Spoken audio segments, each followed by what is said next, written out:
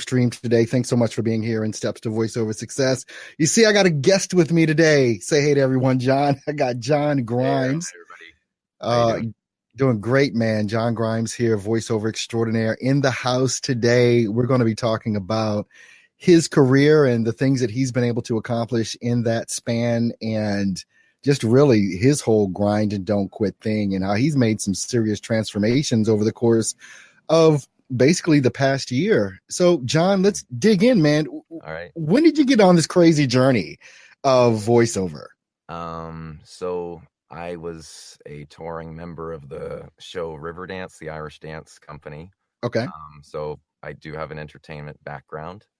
And I just remember being on the like bus, traveling on the tour bus, and there was a guy, in the band, very musical ear, and he goes, "Have you seen that guy with the golden voice?" And I used to, I was the go-getter, Earl. Like, so Okay. I'd be up on the bus reading like the Wall Street Journal to this guy, like from Ireland, and he'd be like, "Man, you're really good at this. Like, have you ever looked into voiceover?" I'm like, "What's voiceover?" And Right. I think everybody has a similar thing, so I ended up watching a few people on YouTube, a couple of different Right. coaches, that kind of thing. And I'm like, all right, I'm looking into it. I didn't even know how, like, an XLR microphone even worked, what even an What the hell is interface was. XLR, right? I know. Nothing about sound treatment, like noise floor. These were all, what's dB? So I had all those things going through my mind. So I got off tour. And just basically dove in. I think I have the Okay. probably generic, pay to play, join up immediately, and you're like, oh my gosh, Nobody usually does that in the beginning. What did you do that for? Nobody does that. Who does that in the beginning? you just jump in, and then I realized that you have to actually coach at this, and Mm, it's not just having a nice voice; it's being able to interpret scripts and yeah, get yourself in front of the right people. most definitely. So how long ago was that you So that would started be, this? well, I want to say on the tail end of 2013, definitely by the start of 2014, I had gotten into voiceover. Okay, yeah, both of us probably had more hair than two in Yeah, that's 2013 that's true at too. the time with that. But tell us a little bit about because I think most of the stories that we have to tell as voice actors are pretty similar and they kind of go along the same path. We've got some pain, we've got Yeah. some frustration, I'm not doing this crap anymore type of deal. Tell us about that for you. What has been that thing for you that was just like, damn it, you know? Um, I think I've had that happen like twice in it, and those Hmm. have been turning points in how I did voiceover. I was somebody who I racked up like something like 165 likes in under 4 months on voices.com, but only probably nailed two jobs. And I Wow. was like, well, you can't be liked that many times and have that kind of success rate, you know? So, I mean, I put into more coaching. I had more success with more coaching. Hmm. But I think it's really when we got on the call together and it's like, are you ready to do this? And the chill and the Oh, freeze wow. came over me. Because I've been following you, Earl. I've been doing, the Okay. mail shake strategy. The famous milkshake strategy. Everybody loves the mail shake strategy. But I mean, I think the real turning point was was it last year? I don't remember when I started following you. It was around May sometime when you were just starting Okay. out. Yeah. Still Um, at home in the basement yeah, and exactly. yeah. And I'm like, this guy's on a roll. Like, and you were saying things that I'm like, whoa, this is controversial. But then I'm like, I'm gonna try some of this stuff out, and guess what? It works. Um, so I mean, that's one of the other things. Okay, so the proof's in the pudding. You know, it's about going after your dream. And I mean, like, I think when we were on our call together and you're like, are we going to do this? And I'm like, I thought about it and it's like, it was the moment froze in Wow. time. And it's like, okay, yeah, we're going to do this because if I don't do this, what have I been doing for the last, whatever, how many Wow. years? Yeah. It's the same thing when I joined the touring show. I had the opportunity Uh-huh. to go to an audition. Well, you had to go to Dublin and Wow. they weren't going to pay for you to go over. But And was I where do you live? What state are you in? I'm in New Hampshire of all places, Oh so I'm not gosh. I'm not that far from Boston. So I mean, it's probably like a 5.5 hour flight to Dublin, from Boston to Dublin. Okay. But I couldn't. same same reaction. I can't wake up at 40 years old and wonder what if, Gosh. and I'm glad I didn't for that choice. So I got the same experience when we were on our call. Wow. Making those leaps, and I think one of the things I said in like my video, and I talk to people about too, and I got this from my coach, who's one of my best coaches, which is Lindsay Wilson. Amazing coach. You should look her up. Business development type person. There's going to be serious pain and anxiety right before your breakthrough. There's anxiety. And that's when I've learned I'll be 49 this year. I can't believe it. Oh my gosh. I've learned over time, when I look back over my life, when I hit up against that wall and decided to bust through it, that's when everything changed. Through all the doubt, through all the anxiety and the pressure, and don't mind the friends that are telling you you're crazy for even thinking about doing it, or your family, or your wife, or your dog, or your best friend. What the hell are you doing? Anytime you want to rise above where anyone else is, we're like crabs in a barrel so many times, which is crazy to me. People that don't know the analogy, crabs, if they're in a barrel and one of the crabs tries to get out, the rest of the crabs pull them back down, is how it is. And that's how so many people are. And I've learned to realize and get comfortable in that space of being uncomfortable. And you know what? Okay, I'm just going to do it.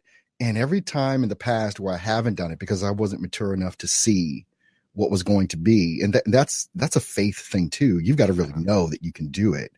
But every time I haven't, and I've drawn back, I never reach anything that I want to reach. But those times that I've just gone for it, through everything, through the negative talk, because I don't know about you, but a lot of people have negative talk in their head.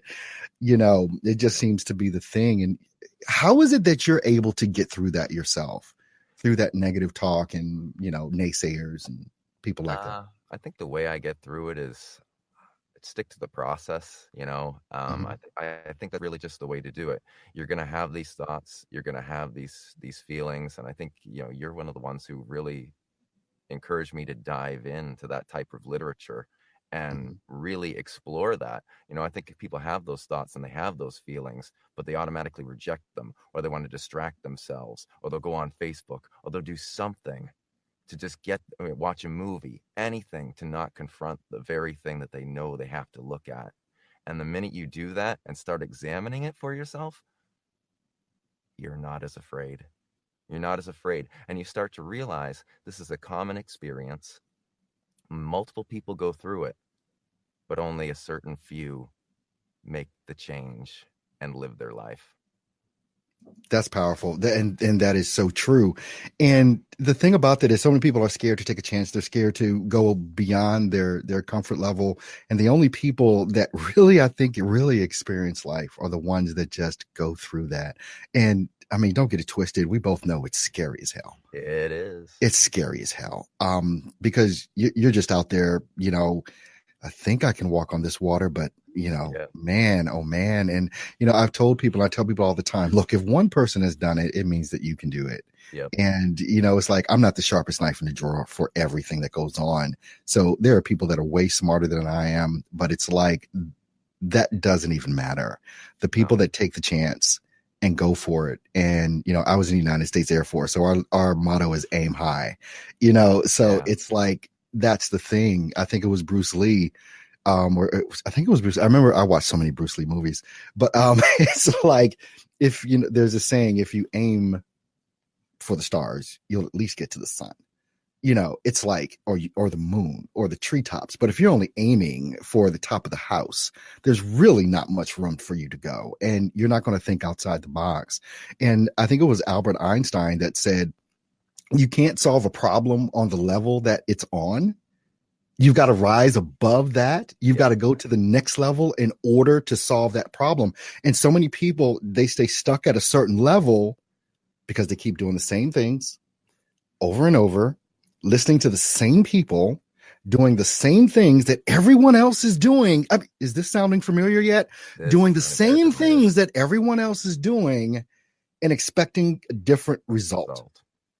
That's why, I mean, everyone it's so funny, like hearing you say, I was doing things different, or against the grain or not standard stuff that goes on in the industry. And that's me leveling up to Yeah. solve the problem, because I see that there's a problem. And if everybody's doing the same thing, what in the hell? I mean,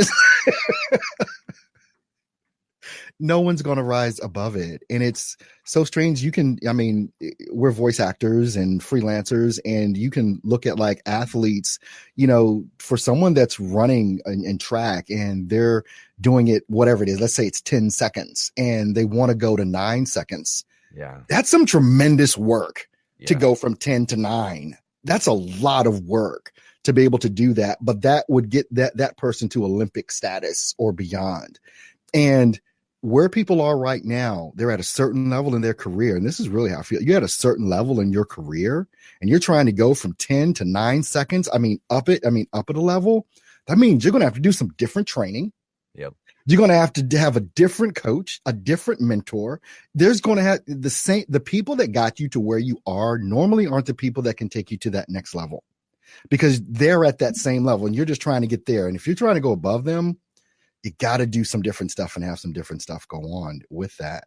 This year has been an amazing year for you. Tell us about some of the stuff that's happened and how you've achieved those results. Well, I mean, one of them was just the mail shake strategy.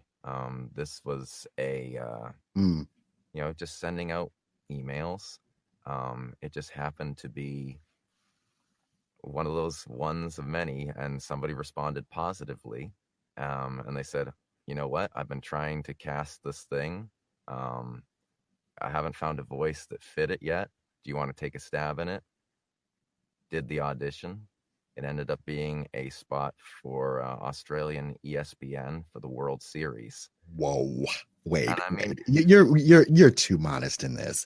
Well, you did not just send out a stupid email using a strategy that we call Mailshake and get a spot from freaking ESPN. Yeah, but you had to be able to deliver the goods. I mean, the audition had to be good, but there you go. I wouldn't. That's the thing. If you're not in the right spot at the right time, you're never gonna have that door to open. Right. And I think once I got a handle on my confidence, I have booked a big pay-to-play job. It is possible. I mean, it was for a very major national brand. You're under NDA, so you can't talk about it, right? Yeah. Well, I'll just say, if you were to go into Home Depot, you'd find it. Okay. Right. And it's, and it's finding out what your strengths are, right? Anybody looking at me would say, oh, this guy doesn't know anything about building anything. Right. But if you don't see me and you hear my voice and I'm going to tell you how to build something, you believe me automatically. Love it. And it's just knowing what your strengths are, but also having the confidence. Because I remember when I was doing that audition, there were at least 71 auditions that went through for this thing. And I ended up but I knew when I was delivering the script that I was in the zone. And that as a performer, as a dancer, I know when you're in the zone. When you go into a competition and you hit your stride. Right. And sometimes you have that feeling with the audition and you don't get the job, but you're under consideration. But I know from teaching students myself that when you're conscious of that, you're on the right track.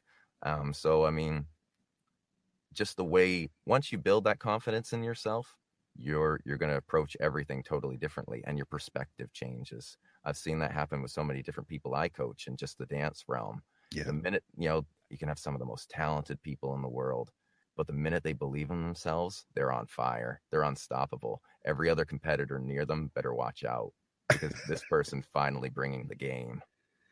That's amazing.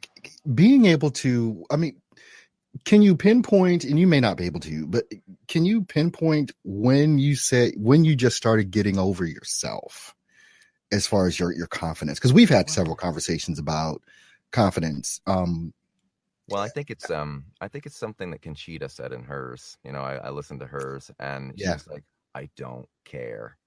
And I always tell people that too.